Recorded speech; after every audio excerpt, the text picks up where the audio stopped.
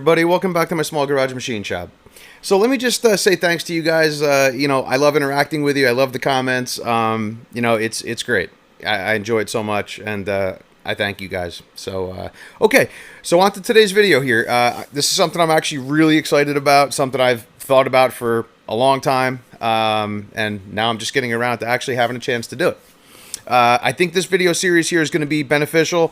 There's too much for one video. And so we're going to break it down into multiple parts, focusing on one aspect, okay?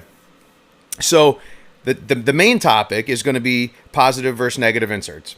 And then each video is going to focus on, like I say, one aspect of that. So we'll do part deflection. We'll do, power consumption of the actual machine.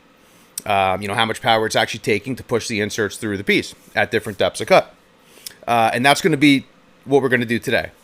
And then, there'll be other topics too. We're going to do vibration, like I say, chip formation. We're going to do finish, surface finish. So a lot of information in this one, guys. I hope it's going to turn out okay here. So like I said, I didn't want to shortchange you guys or myself with information, because I feel like if I tried to pack this all into one video, it'd be too long, and I'd have to cut each part short, and I didn't really want to do that.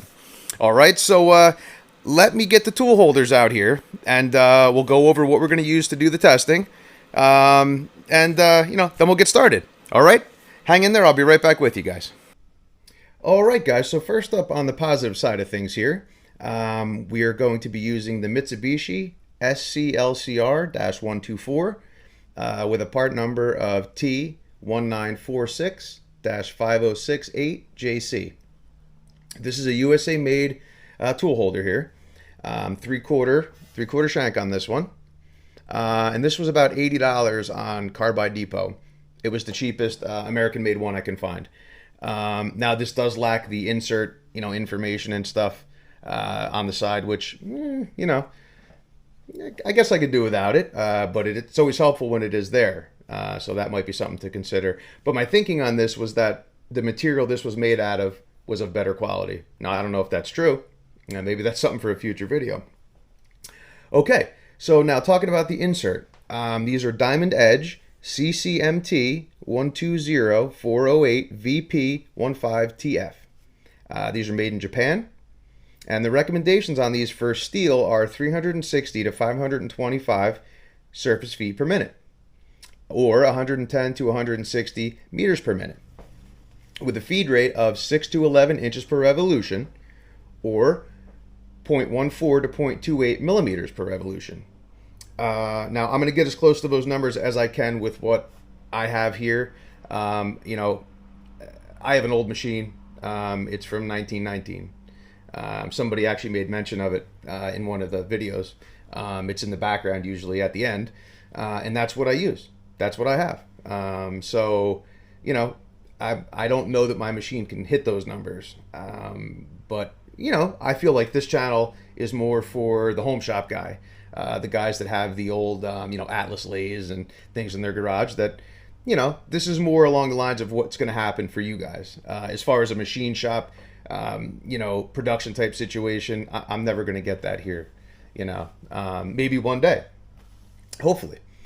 Okay, so these were purchased on eBay. It was $31.98 to my door, which comes out to $5.33 per insert. Now there's two cutting edges on this, here and here, and that would be about $2.67 per edge. So $2.67 per edge. So that's not good, not bad. I don't know. There's definitely more expensive inserts out there, but I wanted to give these a try. I saw made in Japan at a good price, and I thought, let's give them a shot. All right, so that's what we're going to be using for the positive stuff. Let me get the negative one up here, and we'll talk about that. All right, so now on the negative side of things, we have this ASZL-BYM.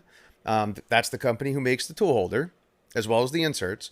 And this is an MC-LNR 1616H12.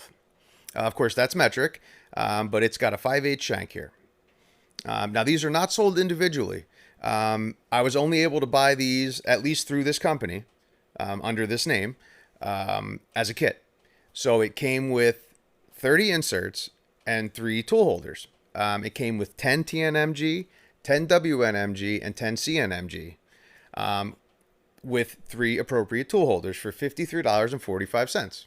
That's today's price. I think I actually paid quite a bit less than that. But anyway, so 30 inserts separately from the same company. So the same exact thing minus those 3 tool holders was costing $43.20. So if we take that $53.45 for the whole kit with the tool holders, and we subtract the cost of the inserts, $43.20, we get $10.25. Now we have to assume that that $10.25 is the cost of these 3 tool holders. All right. If we break it down again, we get per tool holder $3.42. So that's crazy, to me. It's like you couldn't buy this piece of steel for $3.42. Let's just say that, look, these things aren't perfect. I mean, they've got the writing being crooked on there, as stupid as it sounds, drives me crazy. The edges were a little sharp. I knocked them down with a file, and it's the fit and finish is not perfect, but they certainly get the job done. All right. So I guess now what we'll do is talk about the inserts themselves. Okay, so same company, ASZLBYM, and these are CNMG 431. They are $14.40 for 10 pieces. Now, here's where things get a little bit interesting. So if we look at this positive insert, like we talked about, it only has these 2 cutting edges, okay? It doesn't have a way for these edges to be used, as far as I know anyway. Whereas this one, you not only get 2 edges here, and of course it's the same on the other side, so we flip it and we get 2 more edges. So 4 edges, 1 insert, 2 edges, 1 insert, okay? And that's being used in this orientation, in this tool holder. Now they do sell a tool holder that holds it in this orientation where this would be your cutting edge, and that would give you 4 more cutting edges on this thing. So if we priced it out per cutting edge, just using these 2 and the back 2, so only 4, it's 7 cents per edge. So going with using those other edges, it really maximizes your dollar there, bang for the buck. Of course, you have to buy the tool holder, but to have double the cutting edges, maybe not as versatile being held in that position, but nonetheless, usable. All right, so let's talk about recommendations now. Actually, you know what? Before we do that, let me show you guys something I found interesting here. So I happened to catch this in the light, okay? If we look at the bottom of this, here we see, hopefully, it says Mitsubishi Carbide. So before, I stopped shooting the video because I thought, oh my God, I didn't change the inserts because the other inserts are Mitsubishi. So I stopped, and then it blew my mind when I realized I didn't grab the wrong inserts at all. If we look at these 2 packages here, we can see they are identical in color, in every way. And they both have this Mitsubishi Carbide on them. You can't see this one as well. It's under the label there, but I'll get a close-up shot, and you guys will be able to see. So Mitsubishi's making these inserts and selling them under, the ASZLBYM name. We have to assume if their name is on there that, Mitsubishi inserts are in here. So kind of crazy. I had no idea. Maybe that's something we'll have to look into in a future video. All right. So now let's talk about the recommendations on this one. So for a feed per revolution, 2 to 12 thousandths. Speed, 100 to 200 meters per minute, which would be 328 to 656 surface feet per minute. All right. And again, these, I'm going to do my best to stay in those parameters. But guys, my machine it's old. It's from 1919. It's got it does have a DC motor on it, with variable speed, and I can crank it up.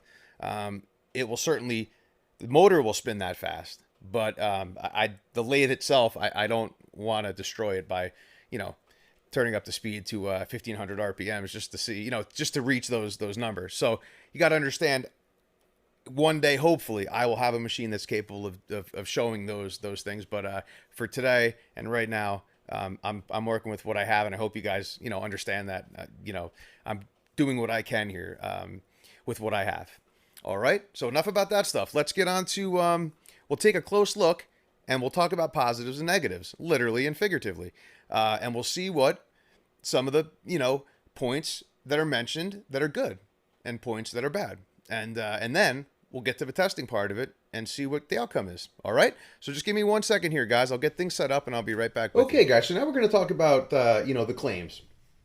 If you go online and you research, negative versus positive inserts, and there is so much information out there. But I wanted to kind of boil it down to, what I thought pertained to most people, or at least the information I was looking for, right? That I thought was important, and I'm hoping you guys will feel the same way. All right, so having the right tool for the job. That's the main goal here, is to help us pick the proper tool. If I sent a sniper up on a hill and said, "Hey, look, you're 400 yards out. Here's this pistol, and I want you to, take this guy out or whatever." It's not gonna. He cannot do it because he doesn't have the right tool. So very important, right? That's of course exaggerated, but you understand what I'm saying. Okay, so more horsepower is required when using a negative versus a positive insert. And we'll go over some of the reasons, why that's the case when we get to that part of the video. Let's see, best for larger machines. So a higher horsepower machine might not matter to you because, let's face it, a negative insert, it's claimed to have a stronger cutting edge, which I'm going to say that's probably a fact, almost, right? But I want to see with my own eyes. And why is that so? Well, this is a poor representation of a positive insert. Okay, this would be your insert. This is your workpiece. So there's no support under the edge, under this cutting edge here, right? It's just the only support is here, right? This angle. So more likely to break, chip, crack, and cause damage to our lathe, to our piece, right? Or to us, even worse. A negative insert. Okay, well, it's got full support. It's the same on both sides. So that's a 90-degree angle there, right? Whereas this is not. So we have full support here. So in theory, we should be able to say, hey, it's stronger. Okay? So why might we be able to remove more material with a positive insert?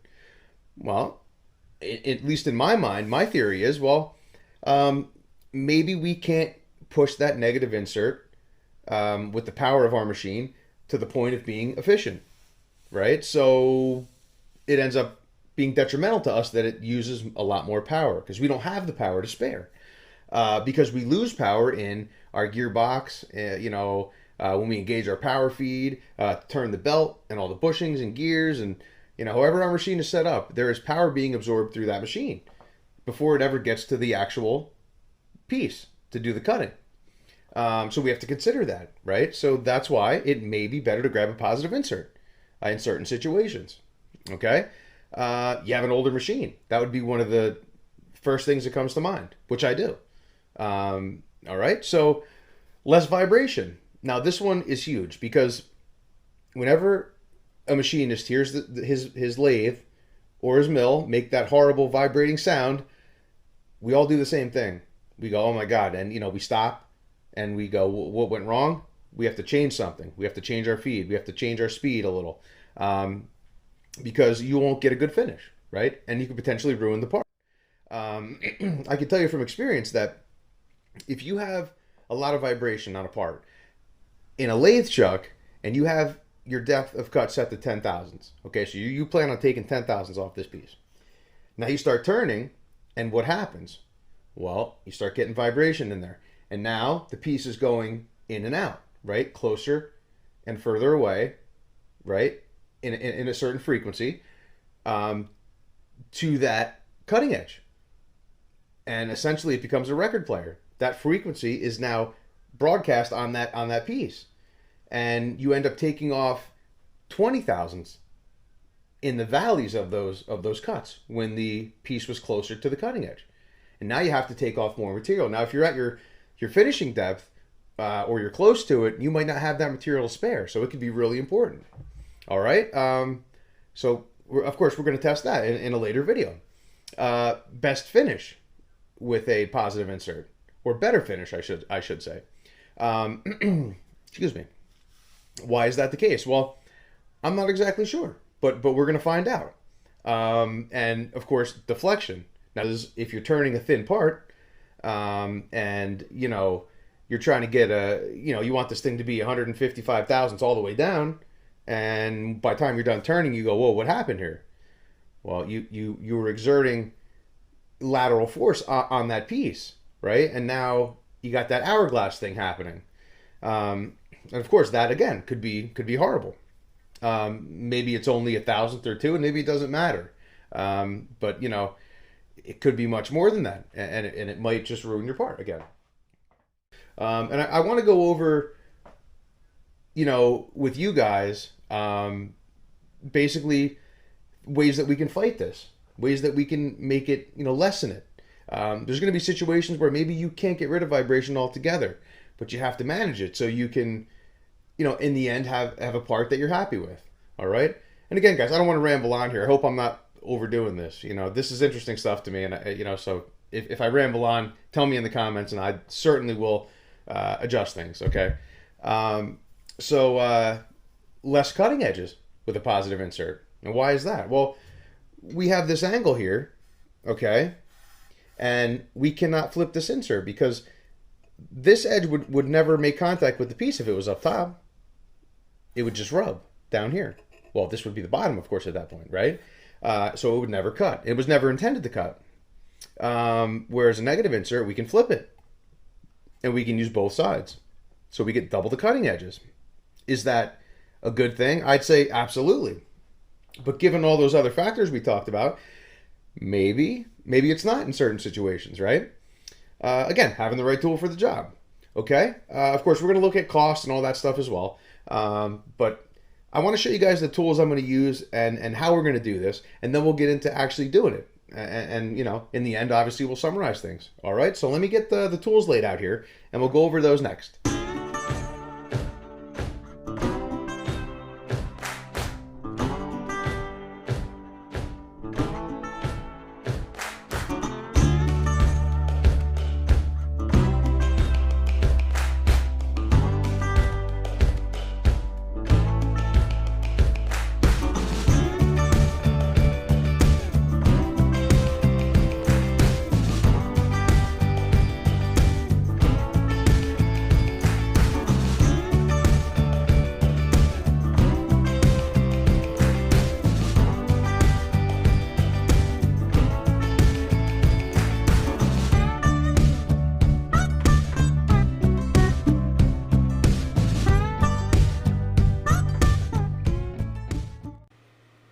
Alrighty, guys, I'm over here at the lathe. I got this piece of 1018 steel chucked up in here.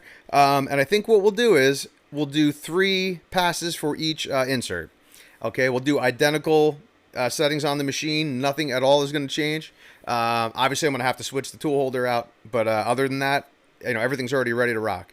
So we're going to do 15 thousandths, 30, and then 50. And then we'll look at the numbers. And we'll see what kind of... what kind of power usage we get, if there's an advantage, to one over the other. If the increase is linear, we'll get to see, what happens. And then we can apply that to what we do in our garages or in our shop. All right, let me get things underway here, guys.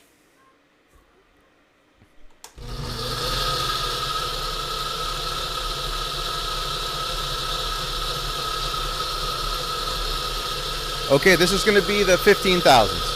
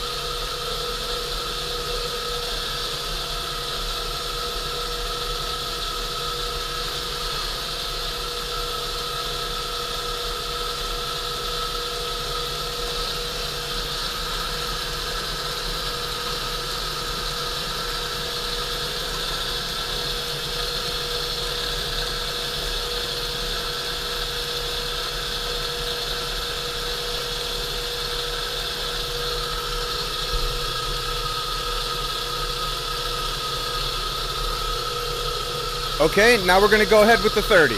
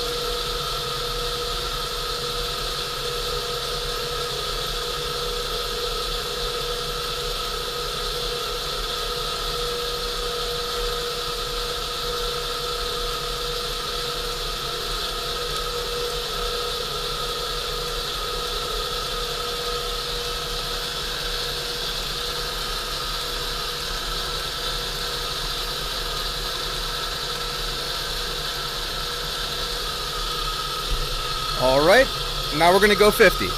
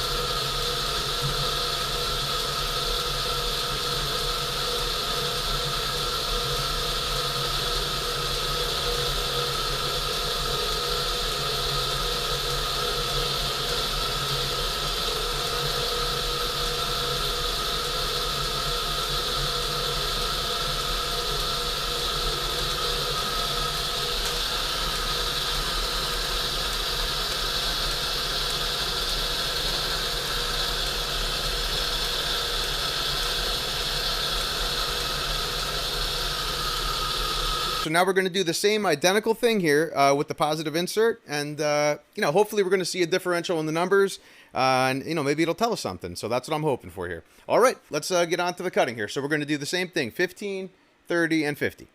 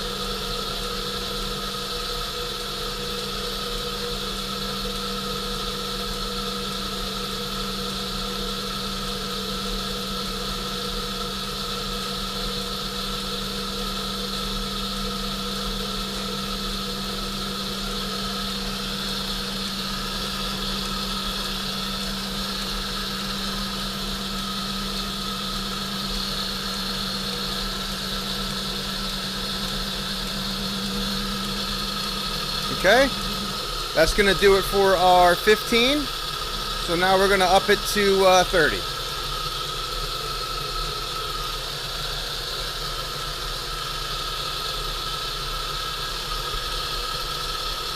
Okay, here it goes.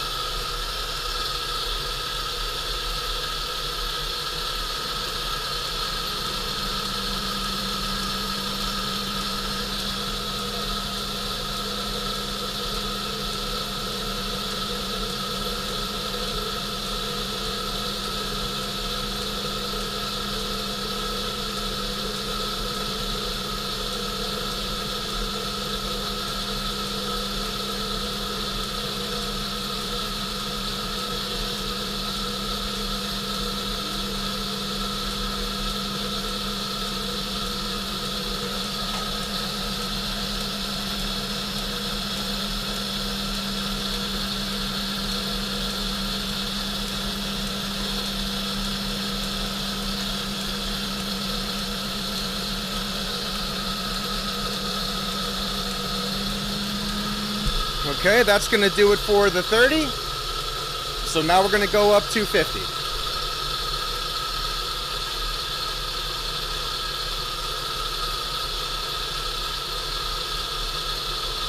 Okay, here goes.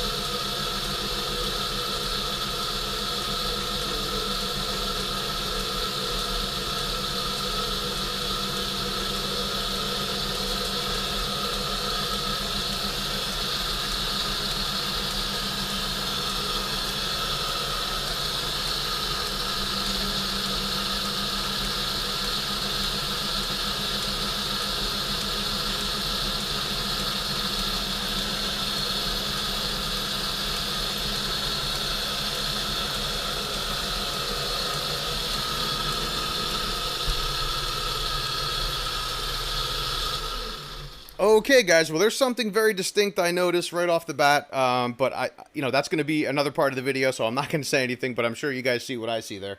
All right, so let's do this. Let me crunch the numbers here a little bit, and then I'll come back and we'll figure out what we got. All right, hang in there. I'll be right back with you.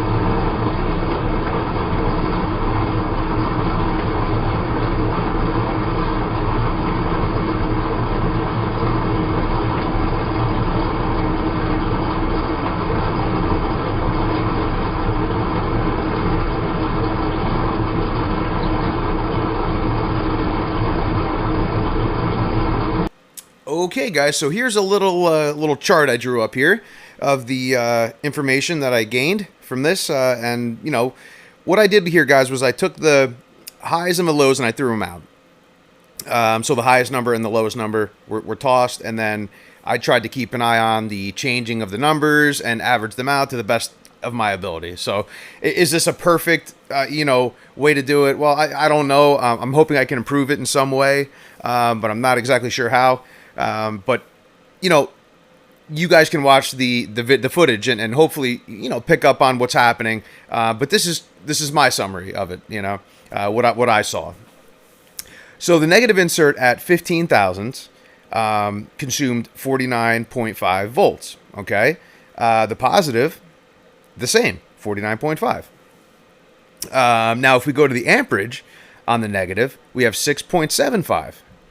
Whereas on the positive, we have 6.63. So, okay, that's a drop there. So that's a good sign. The wattage was 125 on the negative, and it was 123 on the positive. So again, a little bit less. Okay, we're kind of catching on to things here. Now the watt hour thing, I'm a little confused by, because we got 214 on the negative and 223 on the positive. I wasn't going to put this in because I don't fully understand why that happened, but I'm sure there's somebody out there that knows, so it may be useful to you. All right, so now on the 30 thousandth, we have 51 volts from the negative, whereas we only had 50.5 on the positive. Okay, so that's our first difference in voltage that we see. Amperage-wise, on the negative, for 30 thousandths, we had 7.03, and for the positive, we had 6.97. So again, slightly better. Okay. And then the wattage thing, we have 138 for the negative and 132 for the positive. And the watt hour thing, 224 versus 217. All right. So far, we can see things are pretty fair here. We've got a little bit better on the positive side. Not earth shattering, but it's something. And then, of course, we go up to 50, and we get 53 volts on the negative side, and we get 55 on the positive side. So that's interesting. And I have a theory on it, and we'll talk about it at the end. So for 50 thousandths on the negative. For amperage, we had 7.63. On the positive, we had 8.13. So again, a little bit higher for the positive. Wattage, for the negative, we had 1.56. For the negative, I'm sorry, for the positive, we had 1.66. So again, a little bit higher wattage. Watt hours, we had 218 for the negative and 228 for the positive. All right. Now, what I kind of did here was I added up each column. Okay. So for voltage, if we add all those numbers together for the negative, we get 153.5. We can assume that is like a total score. And for the positive, we got 155, so slightly higher. Amperage, we got 21.41 for the negative, I'm sorry. And for the positive, we got 21.73, so slightly higher. Wattage on the negative, we had 419, and the positive, we had 421. So again, just slightly higher. For watt hours, we had 649 for the negative and 675 for the positive. So the next step I took was I added all the numbers up. So all the numbers, I can't say the word, cumulatively together, are going to be 1,242.91 for the negative, and for the positive, 1,272.73. Excuse me. So again, overall, what I see here is, I see that things stay pretty equal at 15 thousandths. At 30, maybe leaning towards the positive, being, requiring a little bit less power. And at 50, things change. For whatever the reason, that positive insert becomes less efficient. And again, I don't know why that happened. But I'm going to continue to chase this one here, and see if the results are the same. And I'll certainly give you guys an updated video if I find a more accurate way to do it. But for now, I think this is still really good information because it was happening real time. We were able to see the actual numbers as they happen. And I urge you guys to take a look at it yourselves. And I'm sure there's many people who know a lot more about this type of thing than myself. So if you can shine some light on it, that would be wonderful. All right. So that's going to do it for today, guys. Let me get this all cleaned up here, and we'll summarize things real quick, and we'll close it out. All right. Hang in there. I'll be right back with you. Okay, guys, so what can I say other than thank you so much for swinging by. I hope this was good information. I had a great time making this one. I wish we had a little bit better method for processing the information we're getting from that meter. I'm still working on ways that we can improve it. So hopefully in the future, I think there'll be plenty more uses for this thing. And I really hope that we'll come up with a method that's more concrete that we can use for every video to make things consistent. But for today, I did the best I could. You guys may watch the video and see something completely different. But like I say, to the best of my ability, I put out there what I saw happen. But it's all there for you guys to view. So this is just my opinion, essentially. And one thing real quick, my theory on the positive insert is that it's less efficient at that depth. Because it's the chip breaker and everything isn't in the right position at that depth. Now, if we go deeper, if we change something, is that going to affect it? And that's something that I am absolutely going to follow up with in a future video. But like I said, guys, I hope you liked it. Please like, subscribe, share, comment, ring the bell. It's always appreciated. All right. So until next time, guys, take care.